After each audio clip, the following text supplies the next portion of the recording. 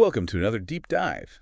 Today, we're tackling Alfred Schutz, a philosopher who, well, he grappled with the question we probably all ask ourselves at some point. How do we make sense of this crazy thing we call the social world? Right. Our main guide for this deep dive is the Stanford Encyclopedia of Philosophy entry on Schutz, and I've got to say, he's really fascinating. Yeah, what's immediately striking about Schutz is that he wasn't just a philosopher. Right. He had this successful career as a banker, Mm. which, I mean, it's not your typical philosopher origin story. It's like he lived a double life. Totally. It's got to give you a unique perspective, right? Walking between like the world of finance and the world of ideas. Absolutely. You can definitely see how that dual experience might have shaped his thinking. He was part of the Vienna Circle, this incredibly influential group of philosophers and scientists, but he brought this grounded, practical perspective to their discussions. So no ivory tower for this philosopher. No. He's down in the trenches, Yeah. dealing with real world stuff. Yeah. How did that influence his philosophy? Well, one of the key things to understand about Schutz is that he was building on the work of Max Weber, a giant in sociology. Right. Weber was fascinated by how meaning shapes our actions, but Schutz felt he didn't go far enough. Okay. He wanted to dig deeper into the how. Okay. How do we actually create and interpret meaning in our everyday lives? It's like he's taking a magnifying glass to something we usually take for granted. We just do things, right? Yeah. But he's saying there's this whole process of interpretation happening under the surface. Exactly. And for Schutz, time is a crucial piece of this puzzle. Okay. He was really obsessed with how our experience of time shapes our understanding of actions and motives. Okay, time travel. Now things are getting really interesting. Well, not time travel in the literal sense, but how our past, present, and future all kind of collapse into this moment where we make decisions. Okay. He talks about in order to motives, which are our goals. Okay. What we want to achieve. Right. But then there are because motives, which are all the historical factors, the baggage we carry that influence those goals. So it's like I might decide to go for a run because I want to get in shape. That's my in order to motive. Right. But the because motives could be anything from wanting to impress someone to reliving glory days from high school track. Right. All that past experience is feeding into my seemingly simple decision. Exactly. And Schutz is saying this because motives are often hidden, even from ourselves. They're like the invisible threads connecting our past to our present actions. This is making me think about how we understand other people. Do we ever really know what's driving them?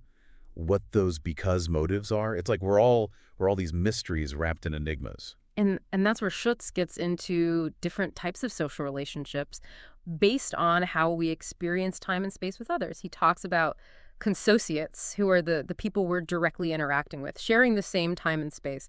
Think of a face-to-face conversation. Right, like this deep dive we're having right now, you and me, exploring Schutz's ideas together. Exactly. Then there are contemporaries. We share the same time with them, but not necessarily the same space. Think of someone living in a different country. So we might be connected online or through shared interests, but there's a distance there, right? We don't have that immediate face-to-face experience. Right. And then you have predecessors and successors, people from the past and the future. Yeah. We can only know them through stories, historical records, or our imaginations. We never actually share time and space with them. That's making me think about how differently we relate to people in these categories. I mean, I probably wouldn't analyze a historical figures because motives the same way I would a close friends, right? Exactly. And Schutz is saying that we create different ideal types for each category, mental models based on limited information. It's like we're filling in the gaps, making educated guesses about people we don't know personally. This is blowing my mind a little. So even something as basic as who we consider close versus distant is all about how we experience time and space with them. It's all about perspective and interpretation. And this is where Schutz's background in economics comes into play. Okay. He was particularly interested in the Austrian school. Right. That banker side of him is coming back. Which emphasized subjective value and an individual choice.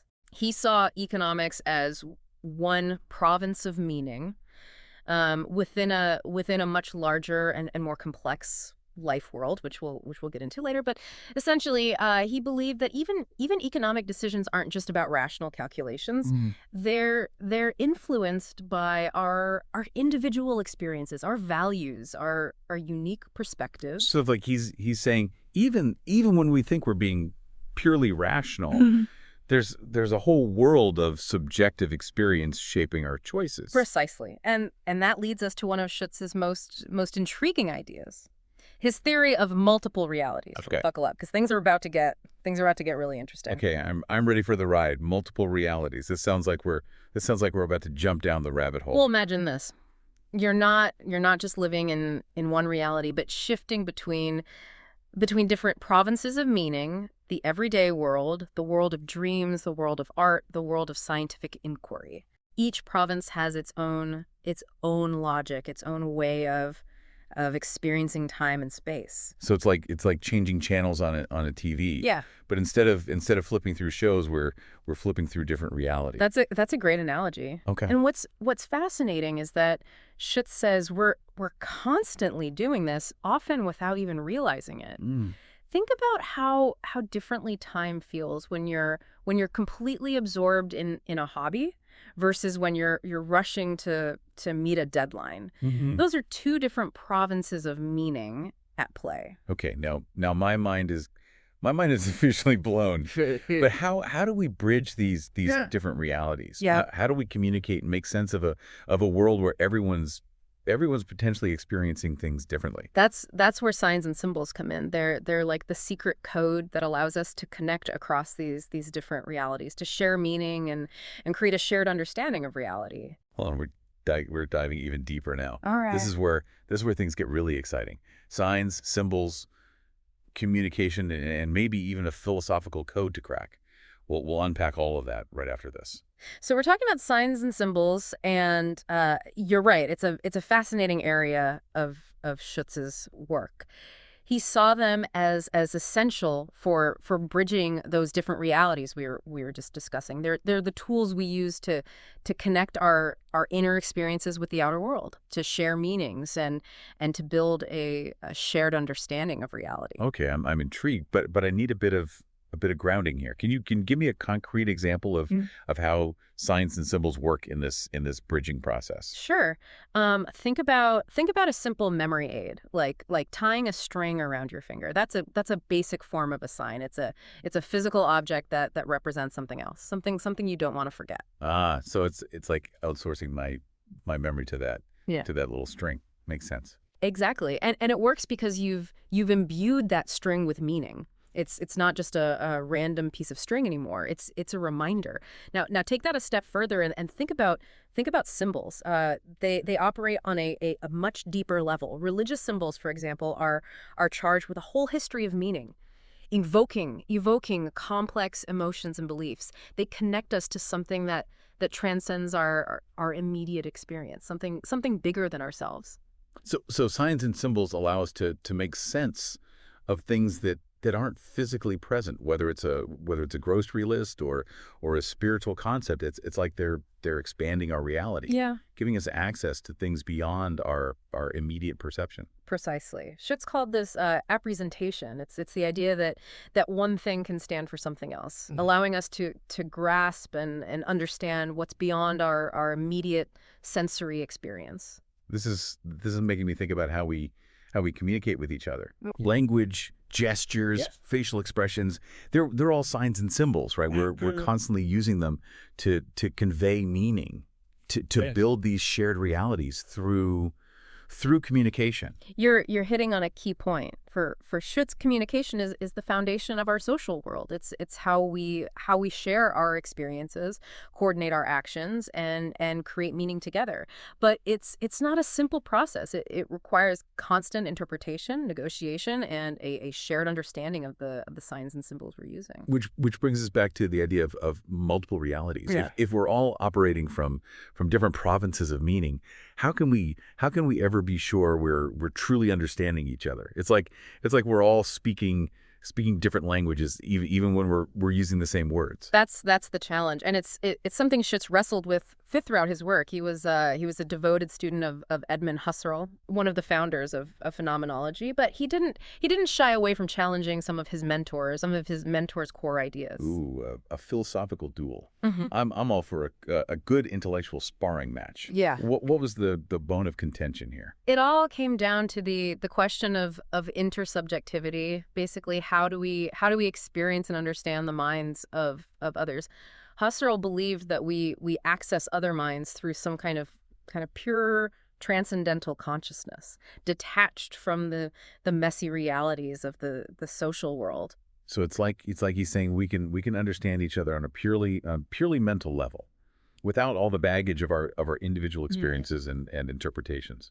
In a nutshell, yes. But Schutz strongly disagreed. He argued that our understanding of others is always grounded in the everyday social world, Yeah. in our shared experiences and interactions. We learn about other minds not through some abstract mental process, but through actually living and interacting with people. It's like he's bringing philosophy back down to earth, saying, "Hey, we're not just disembodied minds floating around. We're flesh and blood people, and our understanding of each other is shaped by that embodied experience." Exactly. And this is where Schutz's unique perspective really shines through. He was constantly bridging the gap between abstract philosophical concepts and the concrete realities of human Which, experience. which makes sense given his background. Yeah. He wasn't just theorizing about the social world. He was living it, both Mm. in the world of finance and in the vibrant intellectual circles of Vienna. He was seeing these ideas play out in real time. Absolutely. And it led him to some really insightful critiques of the social sciences, especially those approaches that tried to model themselves on the natural sciences. He argued that they were missing a crucial element, that the inner world of thoughts, feelings, and motivations that drives human action. So he's saying we can't just treat people like atoms, Yeah. bouncing around in a predictable way. We need to understand the why behind their actions, the meanings they attach to their experiences, the different provinces of meaning they're operating from. You got it. And that brings us to one of his most famous concepts, the life world. He saw the life world as the foundation of all social interaction, the shared realm of meaning that we navigate every day. Okay, I'm ready to dive into the life world. Yeah. What exactly is it, and what makes it so special? The life world is the world as we experience it, not as some abstract objective reality. It's shaped by our culture, our language, our personal histories, our beliefs, and our values. It's Yeah. it's the world of everyday interactions where we take so much for granted, where we understand each other without needing to spell everything out. It's like that feeling of being in sync with someone, Yeah. where you just get each other even without saying much. You're operating on the same wavelength Yeah. in the same life world. Exactly. And what's fascinating is that Schutz saw the life world as having its own unique logic, different from the logic of science or abstract philosophical reasoning. It's a world where practical concerns, emotional responses, shared understandings, and unspoken assumptions all come into play. This is making me think about how different cultures might have very different life worlds. Right. It's not just about language barriers. It's about a whole different way of experiencing and interpreting the world, a different set of background assumptions and shared meanings. That's a crucial point. Schutz's work has been incredibly influential in fields like sociology, anthropology, and communication studies, precisely because it highlights the importance of understanding the cultural and historical contexts that shape our social realities. So we've covered a lot of ground here, from the complexities of time and motives to the nature of social relationships, to the role of signs and sortles, and this concept of the life world. Alfred Schutz certainly gave us a lot to think about. But there's still this lingering question about multiple realities, right? How does that all fit into this picture of the life world? You're right. We've only just scratched the surface of how these different provinces of meaning, these multiple realities, interweave and shape our experience of the world, especially within that shared space of the life world. And that's where we'll pick up in the final part of our deep dive. Okay, I'm on the edge of my seat. Multiple realities, the life world and the mysteries of human experience. We'll be right back after this to unravel it all.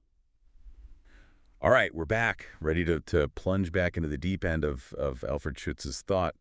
We've been exploring this idea of the life world, that shared realm of meaning we navigate every day. But then there's also this whole concept of multiple realities. How do those two pieces fit together? That's the million-dollar question, and it really gets to the heart of what makes Schutz so fascinating. He's not saying the life world is some kind of illusion or that objective reality doesn't exist, but he is saying that our experience of reality is always filtered through these different provinces of meaning: the everyday world, the world of dreams, the world of art, science, religion, and so on. So it's like we're wearing different lenses depending on which province we're in, and those lenses color how we see and interpret the world. Exactly. And what's remarkable is how seamlessly we shift between these provinces, often without even noticing it. Think about how time seems to warp when you're completely absorbed in a creative project. You look up and hours have flown by, or how a powerful piece of music can transport you emotionally to another place and time. Those are glimpses into different provinces of meaning. This is making me rethink my whole concept of reality. If we're constantly shifting between these different perspectives, does that mean there's no such thing as objective truth?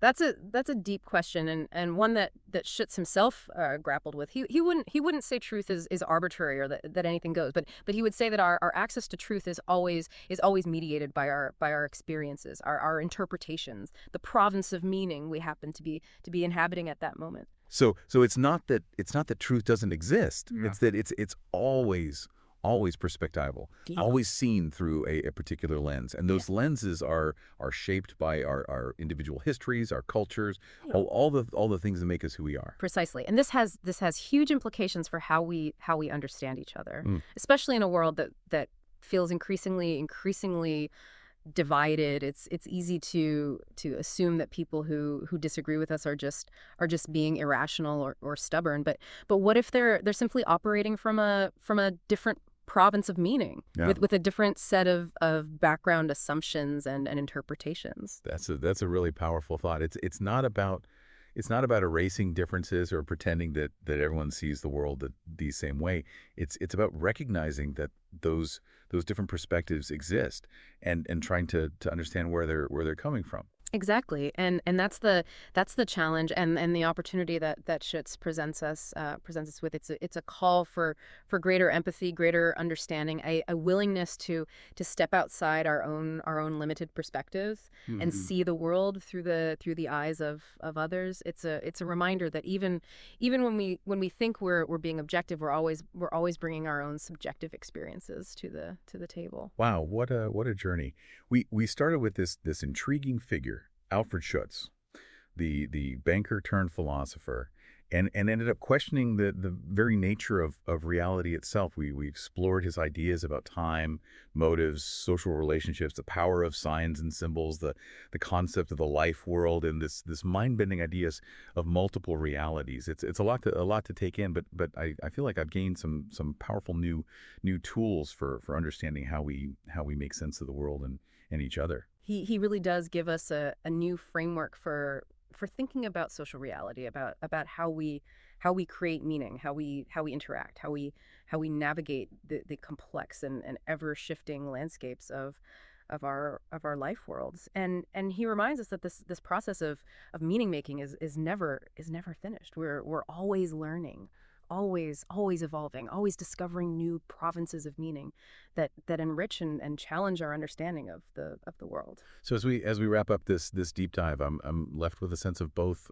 wonder and responsibility. Wonder at the richness and complexity of human experience, and responsibility for being more aware of my own biases, more open to different perspectives, more willing to engage in those difficult but essential conversations across provinces of meaning. Beautifully said. And maybe that's the most valuable takeaway from our exploration of Alfred Schutz, the realization that understanding ourselves and each other is an ongoing journey, a lifelong deep dive into the mysteries of human experience. That's a perfect note to end on. To all our fellow deep divers out there, keep exploring, keep questioning, and keep those conversations going. Until next time.